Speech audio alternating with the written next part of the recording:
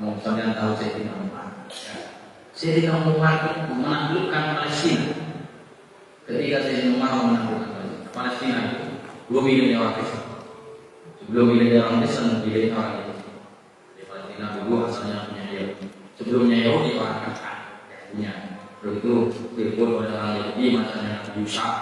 Setelah itu orang Yahudi yang diusir oleh Nebukadnezar kita, dikuasai oleh Babilonia. Lalu Yahudi kembali lagi. Kemudian setelah itu diusir lagi oleh Kaisar Titus dari Romawi. Sampai Yahudi tidak pernah punya negara. Kemudian dikuasai setelah Romawi dikuasai oleh orang Kristen. Karena Romawi pada akhirnya menjadi Kristen. Pada masa dikuasai Kristen direbut pada masa Sayyidina Umar. Dikuasai oleh orang Islam, masanya Sayyidina Umar. Waktu itu yang hukum ketika melakukan Palestina itu dikepung oleh pasukan Muslim. Oleh pasukan Muslim pimpinan Ubaid bin Al-Jarrah dan Abu bin Anas. Waktu itu yang bikin prajurit. Orang Palestina ini tidak mau menyerah. Dikepung seperti apapun, diperangi seperti apapun, tidak mau takluk kepada kaum Muslimin. Sampai pada akhirnya orang Palestina menyatakan, kami tidak mau takluk kepada kaum Muslimin sampai raja atau khalifah mereka datang sendiri. Ini mau dimanakan kami tidak akan menyerah, kecuali jika raja sampean datang ke sini, pemimpin datang ke sini. Akhirnya suratan Panglima itu kirim surat kepada Sayyidina Umar, ini orang Palestina mau takluk asalkan dengan negara. Baik, Sayyidina Umar setelah musyawarah dengan sahabat, termasuk dengan Sayyidina Ali, akhirnya Sayyidina Umar mau datang. Ketika Sayyidina Umar datang, bagaimana penampilannya Sayyidina Umar? Sebenarnya Sayyidina Umar datang ke Palestina sebagai rajanya orang Islam yang ditunggu-tunggu oleh musuh. Sayyidina Umar pakai jubahnya ada 13 sobek. Di jubah itu 13 jahitan bekas sobek. Ini mau melakukan diplomasi internasional melawan musuh pada waktu. Sayyidina Umar pakai jubah. Setiap hari memang dia hanya punya satu jubah itu. Dan jubah itu sudah robek. Emak Sayyidina Umar. Tadi mau dibuang deh. Jadi ada 13 jahitan bekas sobekan di jubahnya Sayyidina Umar yang beliau bawa ketika melakukan diplomasi politik internasional di Palestina. Datang Sayyidina Umar lebih gagah pengawalannya. Sayyidina Umar hanya menunggang mimbar waktu itu, menunggang keledai, tidak menunggang kuda yang gagah, tapi menunggang keledai yang biasa. Datang ke Palestina sebagai pemimpin tertinggi umat Islam dengan penampilan yang apa adanya. Akhirnya apa? Katanya pengawal teman-temannya Sayyidina Umar tidak pernah dikawal kepada yang melihat dari sini. Sebaiknya dengan ini tidak dipacu. Karena kita sedang mau berdiplomasi dengan musuh supaya musuh itu menjadi keder terhadap kita, supaya kita tidak diremehkan oleh musuh. Jadi dengan ganti penampilan pakai kuda berdol. Kuda berdol itu adalah kuda terhebat pada waktu itu, kuda termewah dengan jubah yang mewah supaya kita tidak diremehkan oleh musuh. Apa jawaban Sayyidina Umar? Nahnu qaumun a'azzanallahu bil Islam. Fa taqtawina izza bi ghairillah atau bi ghairil Islam adalah kita dulu kita siapa? Kita bukan siapa. Jadi sebelum datang Islam kita bukan siapa-siapa. Terdirepengkan semua bangsa. Tidak ada bangsa yang menghargai kita. Nahnu qaumun a'azzanallahu bil Islam. Tapi kemudian kita menjadi bangsa yang dihormati. Jadi Islam gara-gara Islam. Taqtawina izza bi ghairil Islam.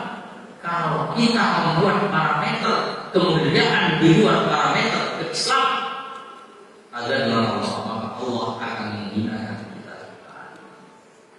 Jadi sampai mau membangun kemuliaan jangan dibangun dengan hal-hal yang bukan merupakan prinsip Islam. Kita akan jatuh kembali kalau kita membangun parameter kemuliaan dengan menggunakan parameter dunia. Sayyidina Umar datang dengan penampilan yang sangat sederhana datang ke Palestina. Tapi beliau tidak rendah diri. Beliau datang itu dengan gagah, menunjukkan beraninya yang luar biasa. Kalau di Indonesia dulu Kiai Agus Salim itu luar biasa. Dia adalah diplomat paling dihormat pada waktu itu ya Agus Salim. Tapi biasa. Beliau ketika berada di sebuah zaman makan, beliau itu makan tidak pakai sendok. Dalam kisah diplomasinya, ya Agus diremehkan seperti diremehkan oleh diplomat yang lain. Bahkan mereka tanya oleh diplomat yang lain, apa Anda kok tidak makan pakai sendok? Bukankah itu menjijikkan? Apa ketika dia kata Agus itu? Oh, saya menjijikkan. Saya bawa tangan saya ini bawa pembaca dan saya tahu tangan saya ini saya letakkan di mana. Tapi saya tidak akan tahu sendok ini tadi berada di mana. Saya tidak tahu. Saya lebih tahu bahwa tangan saya bersih daripada saya tidak tahu sendok ini dicuci di mana. Itu menunjukkan luar biasa. Luar biasa ini tidak tenang. Tidak kemudian menjadi kecil hati yang gara-gara urusan. Justru beliau menunjukkan bahwa ini yang benar. Ini Sayyidina Umar. Apa yang terjadi pada Sayyidina Umar ketika datang ke Palestina dengan penampilannya seperti ini? Ketika orang-orang Palestina melihat Sayyidina Umar, ditanya mana pemimpin? Itu justru dilihat penampilannya yang dulu. Orang Palestina yang langsung angkat tanpa berkata. Kalau pemimpinnya seperti itu, kami langsung menyerah. Kami tidak akan berapa. Orang seperti ini tidak bisa ditolak. Orang seperti beliau ini tidak akan bisa ditolak. Karena apa? Modal beliau adalah ketulusan. Makanya tidak ada sesuatu apapun yang bisa mengalahkan ketulusan. Harta iblis sekali tidak akan bisa mengalahkan ketulusan. Di Quran disebutkan illa ibadaka minhumul mukhlasin. Iblis ketika bersumpah untuk menyesatkan keturunan Nabi Adam, iblis memberikan pengecualian. Sisa illa ibadaka minhumul mukhlasin. Kecuali hamba-hamba yang ikhlas. Ini tidak bisa saya tolak. Kalau sudah tujuannya duniawi, itu ya gampanglah dikalahkan, itu mudah banget. Kalau orang itu tujuan duniawi, kalau tujuannya uang dikasih uang, ya sudah. Kalau tujuannya kekuasaan dia kasih jabatan dia. Kalau tujuannya adalah kesenangan dia kesenangan dia tak. Tapi orang yang betul-betul kaya, orang kaya itu bukan orang yang bisa membeli apapun. Tapi yang benar-benar adalah orang yang tidak bisa dibeli dengan apapun. Baru kaya. Kalau dia masih bisa membeli apapun, ya belum. Tapi kalau dia tidak bisa dibeli dengan apapun, jangankan cuma misalkan mau kasih seluruh dunia ke saya tidak akan mengubah prinsip saya. Bahkan kalau ini orang betul-betul kaya tidak bisa dikalahkan oleh dia itu ada sih. Dia itu ada sih. Sebentar yang terakhir di kedua dia itu ada lagi. Pada masa Filosofi Israel di bab 11 di cerita Israel disebutkan ada seorang ahli ibadah. Suatu ketika dia dikabari bahwa di desa ini ada pohon kurma yang disembah. Lalu dia marah. Ini orang ahli ibadah, orang miskin, orang ahli ibadah miskin. Tapi dia tulus ibadah, keluar dari tapi miskin. Nah, dia suatu ketika ada yang kasih tahu. Ini di sini ada pohon yang disembah oleh orang. Ada orang yang bapak yang biasanya dia cari kayu, yang berkata, ini pohon akan saya tebang supaya tidak disembah oleh orang. Dan datang dia bawa apa? Dipikul kawannya menebang pohon yang disembah oleh orang. Sampai di tengah jalan dicegat oleh iblis, oleh setan, berwujud seorang syekh yang berwibawa. Ditanya oleh iblis jelma itu, sampai saya mau nebang pohon. Oh iya, enggak. Pohon disembah oleh orang. Ini bagian dari amal Tuhan. mau saya tahu. Jangan begitu, sampai tidak akan berhasil, orang akan tetap menolak. Kalau pohon ini sampai tebak, orang akan mencari kayaknya di negaranya karena turun di sini. Ya sia-sia. Kau sampai tidak, kalau tidak pernah memberitahu dan pohon ini, apa dirayu oleh iblis itu diubah. Tapi tetap dia harus tidak. Apapun saya akan menebak pohon. Terus diubah menjadi berupaya untuk mengubah pikiran. Tetap dia tidak saya akan tebak pohon. Sampai iblis yang bilang, mau sore ini lah saya repot. Nah, katanya iblis ya kalau sampai maksa, langkah itu lumayan. Kalau sampai maksa mau terbang pohon ini, langkah itu lumayan. Iya, apa? Ya, dia bertanding melawan iblis. Iblis ya, iblis itu kan sampai, gitu kan? Dia berkelahi melawan iblis yang menghalangi dia untuk menebang pohon. Bagaimana? Karena ini orang ikhlas. Iblis itu jadi lemah sekali di hadapan orang ikhlas. Berkelahi dengan itu apa? Sudah jatuh iblis itu. Dia sudah berada di atas tubuh iblis itu, sudah siap memukul. Akhirnya iblis dia maaf, sudah saya ampun juga. Akhirnya orang iblis ini bilang, begini maksud saya. Kita jangan buat lagi ini dijelaskan oleh iblis. Oh tidak bisa, saya tetap akan menolak. Makanya taruh lagi, dihalang oleh iblis, taruh lagi. Namanya orang ikhlas, menang. Iblis jatuh, dia sudah ada di tubuh iblis itu, di atas tubuhnya. Mau dipukul, iblis langsung apa dan jangan. Kita masih bicara baik-baik. Iblis menawarkan. Sudah tidak bisa. Dia tetap ada lagi kalah lagi. Kalah ketiga kalinya, iblis kemudian memuakkan. Begini, maksud saya begini. Sampai kalau membawa ya kita benar. Seperti saya tadi katakan bahwa orang akan untuk mencari pohon yang lain. Ada satu yang lebih berguna bagi saya. Sampai banyak orang-orang itu yang perlu sampean rawat, yang perlu sampean ngajar dia supaya dia jadi orang terbanyak. Sampean bantu dia dengan uang, dengan supaya menjadi pengikutnya sampai percaya sampai mengajar bahwa madrasah macam-macam. Iya, saya mau madrasah bisa saya punya dana. Gampang kalau urusan dana. Gampang, gitu kan? Kalau urusan dana sampai pulang. Sampai setiap pagi akan menemukan saya jamin setiap pagi sampai akan menemukan dinar di kalau sampai bangun tidur itu saya jamin di bawah kepala saya ada dinar.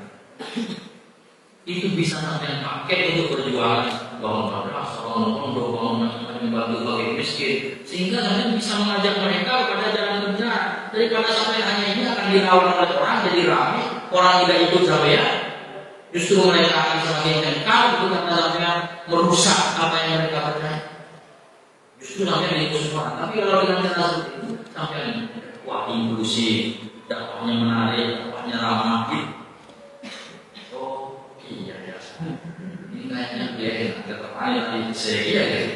Sudah akan saya gunakan untuk dakwah. Enggak. Kemudian dapat mana kemana dia itu, dan ini kita panjang.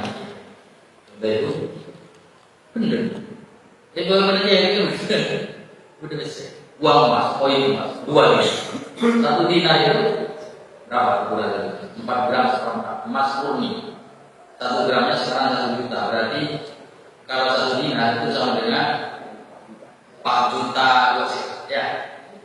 2 juta satu banyak berapa boleh? Belum juta 500. Belum juta 500 benar. Hari kedua yang bangun tidur jam 3 malam ada uang 2 juta. Belum juta 500. Berapa? Itu sudah setengah 2 hari. Bangun madrasah itu panggilan gitu. Hari ketiga tidak ada uang. Hari ketiga orang tidur uangnya tidak ada.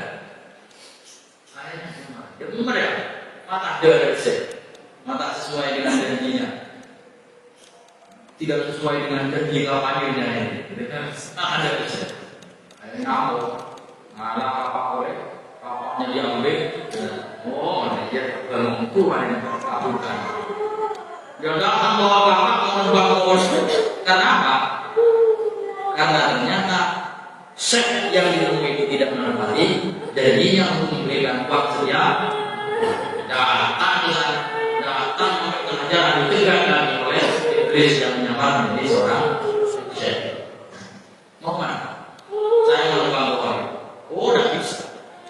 Tapi kalau nebang pohon itu harus mengalahkan saya. Oh, maaf. Dari dua salah berpahaya. Pede. Oh, iya sudah. Kalau sekarang kalian tidak akan bisa mengalahkan saya, katanya. Taruh dengan iblis. Ada iblis sotek langsung lebu.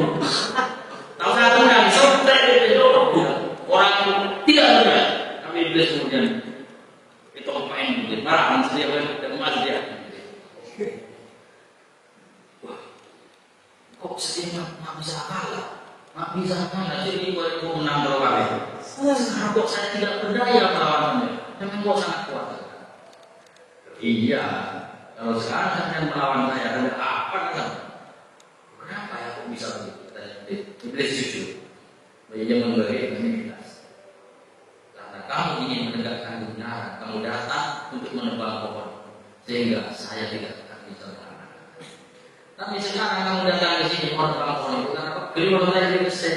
Dia tak ada apa kan? Iya jadi mainan saya gitu. Nah itu contohnya. Jadi santri itu dengan pandangan hidupnya karena akhirat itu ya, karena akhirat itu tidak bisa dikalahkan oleh siapa. Mungkin nyawanya bisa hilang, tapi jiwa tidak pernah hilang. Mungkin secara fisik dia tak iya, tapi dia tetap Islam yang berwadah juga kebenaran tidak akan pernah, dan kebenaran akan menemukan jalan yang untuk pernah. Pagi kebenaran bisa, tapi kebenaran tidak pernah. Benderanya bisa hancur, tapi kebenaran tidak bisa. Kebenaran akan terus menang. Itu adik-adik santri. Jadi mari kita pandangan hidup pesantren itu mari kita kukuhkan. Karena negeri ini betul-betul membutuhkan pandangan hidup bangsa. Karena negeri ini sedang bergerak menuju negeri yang lebih berat. Negeri kita ini sedang bergerak menjadi negeri yang secara moral jauh dari agama, bahkan kemudian sila ketuhanan yang maha esa ini ya diperkosa, ditafsiri tidak tahu seseorang mau dihilangkan dari negeri ini. Sudah terlalu banyak hal yang mengecewakan dari negeri ini, dan kita memang harus kondisi. Kita tidak boleh diam, karena kalau yang benar diam maka yang salah pasti baik. Saya kira itu pesan-pesan saya, semoga bermanfaat khususnya kepada diri saya pribadi. Mohon maaf kepada Kiai Kursi dan kepada Gus Irfan. Hanya itu yang bisa saya sampaikan. Semoga saya tidak bisa mengamalkan semua yang saya katakan, tapi semoga kita sama-sama bisa belajar untuk mengisi negeri ini dengan lebih baik, dengan yang lebih sesuai dengan prinsip dan pedoman serta pandangan hidup pesantren dan kaum pesantren baik. Aku berqauli hadza wa astaghfirullahaladzim li wa lakum. Astaghfirullah min qawlin bila amal. Assalamualaikum warahmatullahi wabarakatuh.